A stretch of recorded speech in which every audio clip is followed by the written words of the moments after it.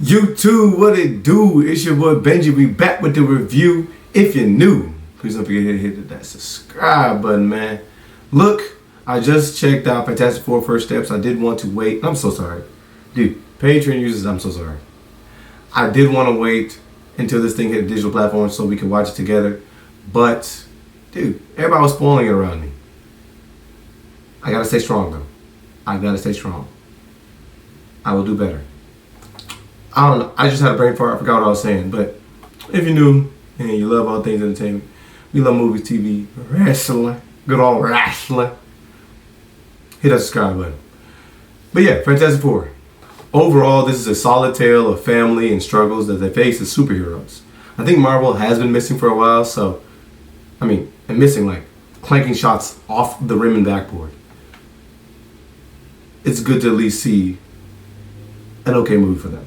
Okay, this film is paced well, and the characters do have some nuance, and I do enjoy that we get to actually see and feel the stakes, as well as how some of the people within the city interact with and feel about some of the heroes. Now, let's talk the plot and things that I liked and disliked. Spoilers ahead. Spoilers ahead. Don't say I didn't warn you. So this is Earth 828. I do have a few theories, probably like the rest of us, about the multiverse and how this can possibly tie in with Robert Downey Jr. and Doom. But I will say, I enjoy the ambiguity of the time period. I mean, we have flying cars, but stylistically, everything is reminiscent to me of the early to mid 1900s. It's kind of like the Jetsons. The movie gets to the point quickly, introducing the four and their backstory, or at least how they got their powers. We are quickly thrust into the plot as well, and we get introduced to characters like Ben Grimm, the Mole Man, and very, very much more. Very early. The CG is pretty solid, and there's definitely some moments early, though, that the CG is really out of pocket. In a bad way. The tone in the beginning is serious, and yet not so over the top as if this is like a Batman movie or something like that. So, of course, there's some jokes and quips that are sprinkled in. The cinematographers and the actors did do a good job. I did notice early, Johnny Storm's clothes never burn, nor does anybody nearby feel the heat when he flames on. He also bugs Ben early about saying the phrase, "it's clobbering time," as do random people and fans. But Johnny doesn't say flame on. But yeah, this is 4 years after this group has become superpowered, so Ben has accepted his appearance and possibly garnered a larger group of fans than his counterparts. We do get a couple of Latveria teases that involve meetings with some of many of the world's leaders, yet there's no Victor Von Doom sitting in the chair, or anyone for that matter. And we really don't even see Victor Von Doom in this movie, unfortunately. Except for in the post-credit scene. The Silver Surfer just pops up without much warning, and contrary to the prior Fantastic Four / Silver Surfer movies, anomalies occur there all over the world as soon as the Silver Surfer approaches and then enters the atmosphere. Nah, she just shows up. She drops her message and dips before Johnny tries to chase after her into the stars. She says a sentence that is in another language and then chucks Johnny back towards Earth. It is a tad convenient that minutes later Reed is able to find the whole down low of her and Galactus' resting path. This is one of the many moments in this movie that's tied to plot convenience. I do understand the F4 are superheroes, but why did they go up to the first time in space? There were not any other astronauts. Like, why did Johnny Storm and Sue Storm come? Like, maybe I missed it, but there's not really an overt mention of this. I mean, obviously, Reed does say that Ben is the best pilot in the world, but why is your wife coming? As a perk? Is this like a vacation to her or something like that? I did enjoy the really in-your-face moments that really begin early in the movie, that Reed is a super genius. And he has access to a ridiculous amount of resources. He's torn between trying to do what's right and trying to please everybody, and feels the weight on his world on his shoulders. And that's before he has the weight of his world on his shoulders. I will say, once these four are shot into space, we get some amazing imagery. I forgot to mention that I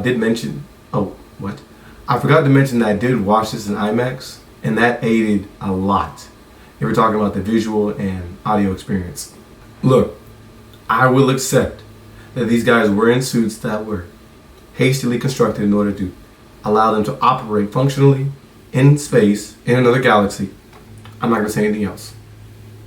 They casually just catch Galactus devouring a planet. They are sucked up into a ship and converse with the giant as he sits on this like throne-like structure. And I gotta say, the dude is OP. I mean, he is OP. He just casually waves his finger and forces Sue to start having the baby. The four are not gonna sit too well with this, and they start destroying things and run. The visuals do get even better, with the server gliding across the wormhole and in storm clouds. It was a cool touch that in the midst of traveling through the wormhole, the lasers bend and curve. The scene of them fleeing through the wormhole and us getting a snapshot of what each character is doing in the midst of the chaos is pretty awesome too. Like we see Johnny, he's manning the guns. Ben is steering, and Reed's doing all these complex calculations, while Kirby the robot is just running around, mad. This is all while Sue is giving birth to a kid in like zero gravity. That did lead me to think, would birthing a kid in outer space or in another galaxy hurt the baby? Now, I will say, the baby, the CGI is terribly done. There's some moments where it's okay, and there's some moments where it's just like, what are we doing? Do we forget about this? Did it just like get thrown in?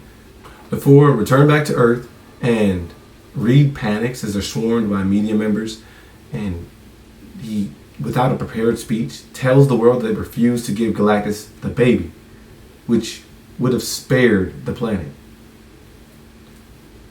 The whole time I'm in the movie shouting, "Give that baby up." I'm nitpicking, but Galactus quickly told them that he wanted the baby, and they're just like, he doesn't have any powers. But even if he did, you would think, what is so special about him that you need him? Why does he have to be your successor? But anyways, they've chosen war. Things are getting good. Or at least this is what I thought while I was watching. Things actually go left.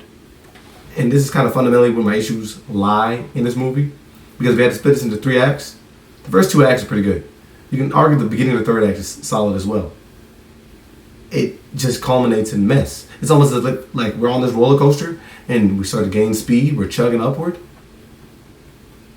And then right when we think we're about to hit the climax, you just drop. Like backwards though. The roller coaster shuts down. As they prepare for Galactus' attack, Reed develops a plan that includes transporting the Earth so that they can hide from Galactus. And the movie seemed like it was pump faking a Johnny and Silver Surfer thing all movie, but we did not get much. Nope, not at all.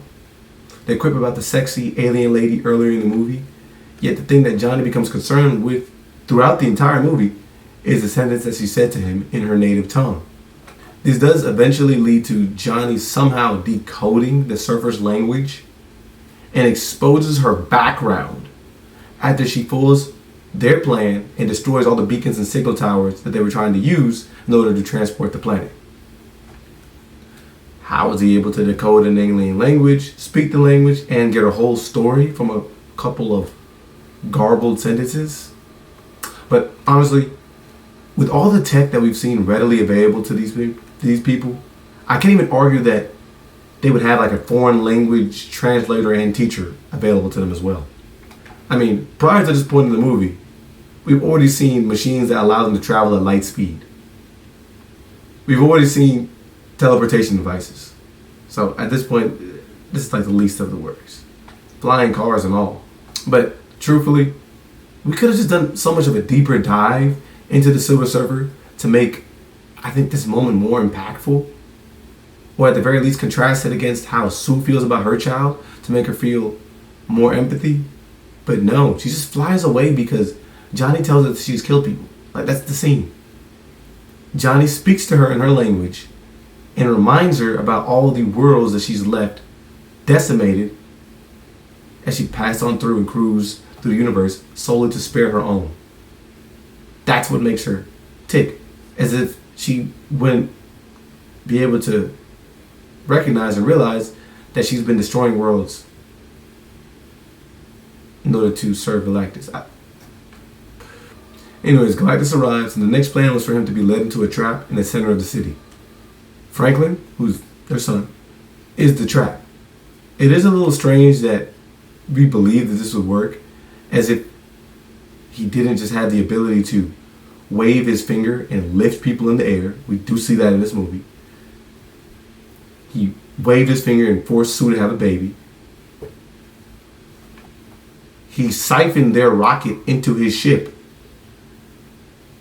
But he has to physically come to Earth, physically get out of his ship and walk through the city and scour through a couple buildings and uses like scanning beams in order to try and locate the baby and physically just grab him with his fingers and come on. Okay. They conveniently enlisted help from the Mole Man, and we get a bunch of wasted scenes with him where I think we could have used more background or fight scenes, whatever. They clear the people that live in the neighborhoods that Galactus will walk through, but he takes a detour once he quickly realizes that they did a bait and switch on him, and they moved Franklin from the center of the city into the Baxter building. So then he just turns and starts crashing through other buildings, which made me think for a second, I'm like, did they tell these people to evacuate too? Did they tell the whole city to evacuate? Or just the people that were in the walking path of the original plan? But yeah, they don't fight the giant, and it's really not like they can. Galactus, again, is OP. He literally flicks his wrist while the thing tries to hit him with the crane. He does this, and it sends the thing into outer space. Oh my gosh. It does lead to a big save from Johnny, and they end up launching each other toward the Galactus, and eventually we do get it's clobbering time, but Galactus just shrugs this off, and so they end up just doing a cat and mouse game. They lead Galactus back to the middle of the city, and they try to unite in order to try and push Galactus into the black hole that they created. Johnny decides that he is going to sacrifice himself in order to keep Galactus in the hole, but the Surfer returns and does that instead for him. Like, just watch out, I got it. Again, this moment could have been more impactful if the Surfer hadn't disappeared for the last 30 minutes, or if he fleshed out her character and the relations that she had to Galactus. After pushing Galactus into the black hole, I'm just sitting there waiting for more, but I'm surprised that's actually all we got. Well, we did get a little bit more. I mean, due to Sue spending all that energy and effort in order to push Galactus, it ended up costing her her life. Now, as everybody runs to try to comfort her and comfort Reed, Franklin climbs into her chest and brings her back. I think that this moment could have been a little more impactful to me is if we were able to sit and simmer with the fact that she was lost, because she was revived quick. So quickly, in fact, the people that were next to me were like, wait, did she pass away? Oh. No, it was quick. If you looked away, you wouldn't have paid attention. You would have missed it. But yeah, now, of course, Franklin is a next level being. He's super powerful, obviously. The reason Galactus wanted him. And this is just the beginning. I'm interested to see what will be next for Marvel and for Franklin, because even without the comic lore, if his first act is just bringing back somebody to life, what do you do next? I mean, let's be honest. If you know that you have a character like that who can at the very least just bring people back to life by touching them, and he's in your back pocket, how do you use him? Are you either going to nerf him or what do you do? All in all, the movie can be summarized with what we see in the commercials and previews. Again, like I said, is the credits cut on, I'm kind of left there like, that's it. That's all we got. It was a quick 2 hours. And like I said, there's a lot of things to like. It does kind of fall flat for me toward the end.